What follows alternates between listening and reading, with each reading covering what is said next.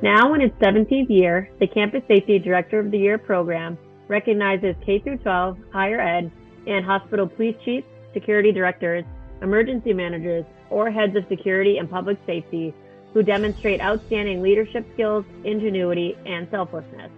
We name the winner for each sector at our Campus Safety Conference. The nomination materials we receive are full of impressive accomplishments and collaborations. We briefly outlined these achievements on our website, but wanted to further honor the nominees in their hard work by conducting interviews where they can elaborate on some of those successes. In these interviews, finalists share some of their challenges and subsequent solutions they've implemented. We hope campuses that may be considering similar endeavors find value and guidance in these discussions. Hello, everyone. Thank you for tuning in today's Campus Safety Voices podcast on reducing campus public safety department turnover. I'm Robin Hattersley, Editor-in-Chief of Campus Safety. Welcome to the show. Before we get started, I want to encourage you to sign up for our free newsletters. CampusSafetyMagazine.com has a ton of helpful information on all aspects of campus security, technology, public safety, and emergency management. So sign up today at CampusSafetyMagazine.com to receive breaking news on these topics, as well as helpful videos, white papers, research, and webcasts. Also, be sure to subscribe to our YouTube channel and follow us on LinkedIn, Facebook, and X, formerly known as Twitter. So with that, I'm pleased to introduce today's guest, Florida Southwestern State College Chief of Police, Jerry Connolly. He's also one of this year's Campus Safety Higher Education Director of the Year finalists. Chief Connolly was able to significantly reduce turnover in his department, so I was curious to learn the steps he took to do this. Chief, welcome to the show, and congratulations on being named one of our Campus Safety Director of the Year finalists. I truly appreciate it, and I'm honored to be nominated, and it's a pleasure to be here with you today. Great. Well, we appreciate you taking the time to talk with us. Before I get into the actual questions, can you briefly describe your department, like number of sworn, non-sworn officers, number of employees overall, things like that? Sure. We are what you could consider a smaller police department. We have 21 sworn, that's including myself, law enforcement officers. We also have 15 support personnel who assist the officers with general tasks such as door access, safety escorts for individuals that require or ask for a safety escort. And they also do other projects for us, safety-related projects. And they also work closely with risk management and facilities department, looking for hazards and dangers on the property and report those quite quickly as well. And they also are our eyes and ears when the officers are not in specific areas, but they are, and they have direct communication to officers. Currently, we are responsible for 4 campuses and 4 different jurisdictions. So we work closely with those county law enforcement agencies in 4 jurisdictions. And we are a unique campus in the state of Florida that have 4 different campuses and 4 different jurisdictions that we have to cover with law enforcement personnel and support personnel. So it's quite challenging to do that, but we have a lot of support from law enforcement agencies in those areas. So I know you recently joined Florida Southwestern. So what was the employee or officer turnover rate before you started with the campus? And what's the turnover rate now? So when I started in 2019, the turnover rate for employee officer was greater than 20%. And since 2019 till 2024, more specifically over the past 2 years, our turnover rate has been reduced quite significantly to 2 to 5%. That's great. And so what were the reasons for the high turnover rate? So the previous police administration, prior to my appointment, they fostered a less than desirable culture that consisted of no accountability, non-compliant personnel, a lack of modernized infrastructure with robust policies that properly govern the police department, and they didn't have any competitive incentives that was comparable to similar policing agencies. So how did you go about addressing these causes?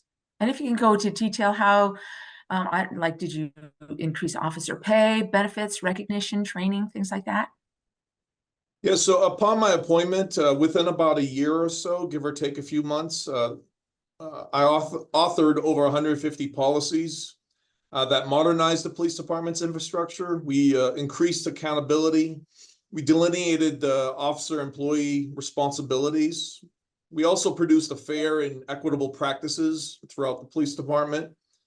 We distributed personnel workloads equally, so everybody knows what their responsibilities are, specifically that's pertaining to their job classification. We increased specialized training and leadership opportunities as well. We also introduced succession planning as well, so employees know that they're just not stuck in the position they are. There is upward momentum through succession planning. We created a formal recognition and awards structure to properly reward and recognize our employees and officers for the good that they do for our community. And based on the creation of the modernized police policies and practices, the culture changed dramatically. It fostered a positive climate, which increased the morale substantially. Furthermore, I spearheaded a substantial increase in pay to be competitive with other similar agencies. And also during that time frame, I proposed and it was accepted to create a step pay program. So employees have the lens into what their pay will be in 10 years. Given all the agencies, college agencies and or universities in the state of Florida, we're one of two that have actually a step pay program in place outside of 28 colleges and 15 universities in the state of Florida. So that's quite an accomplishment on our part to propose it, and the college administration accepted it. So how long did all of this take? I mean, that's a lot of work. Yeah, it was a culmination of pretty much my whole tenure here, the past 4 years, maybe 3, but for the most part, the past 4 years. In addition to that, we have been throughout that whole time frame, we've been preparing for accreditation, and we just received a recommendation from the accreditation assessment team to the commission that we be accredited. So in June, I will be accepting our accreditation.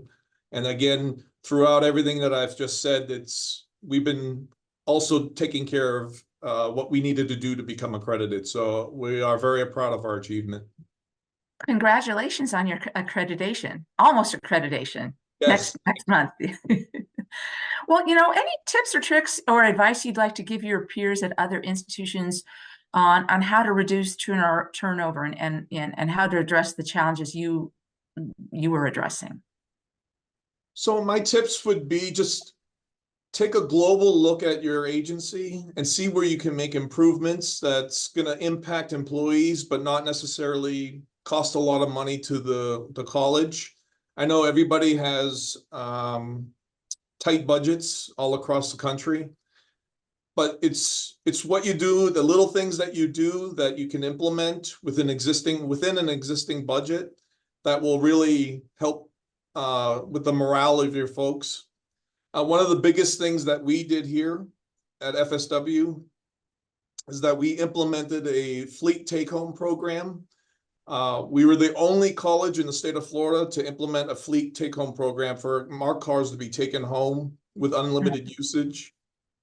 So that is a big incentive for law enforcement officers, because a lot of the areas in this region that we cover, a lot of police agencies don't offer take-home car programs or limited take-home car programs. So ours is full take-home car program for all of our officers.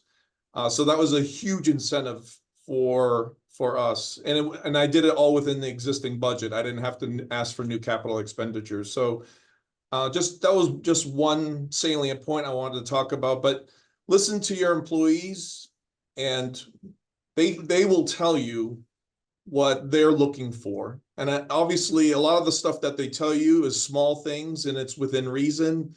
And then you can capitalize on that by improving morale, by approving their ideas or implementing the things that they're talking about. It's the little things to listen to your employees, by also working collaboratively with your college administration as well, because as long as they know what's going on as well and the things that you're doing within the police department, they will always be supportive of what you're doing. And I think that's both of those are a good open lines of communication for your employees and the college administration. And just you're the person, the leadership within that police department, you're the person that finds that balance. So you can work closely with your employees, but also work closely with the college administration. And those would be my tips for anybody moving forward to creating incentives for retention. And anything you think that your peers might want to avoid if they're faced with a similar situation? I think one of the biggest things is don't make promises you can't keep. I think a lot of administrations or a lot of leadership say we're going to do this, and this with great confidence that leads one to believe that it's going to happen, and it doesn't. And then the disappointment settles in, anger, frustration with employees. So tell them exactly, these are the things that we're striving for, we're exploring, we're looking to get this done or implemented. However, I cannot make a promise that it's going to happen, but we are always looking to support and advocate for you and then with the administration, but just don't make a promise that you can't keep. I think what in sales they say, under promise and over deliver. Yes, exactly. Chief Connolly, thank you so much for taking time to speak with me today. And thank you to everyone in our audience for tuning in. Have a great rest of the day. Thank you so much.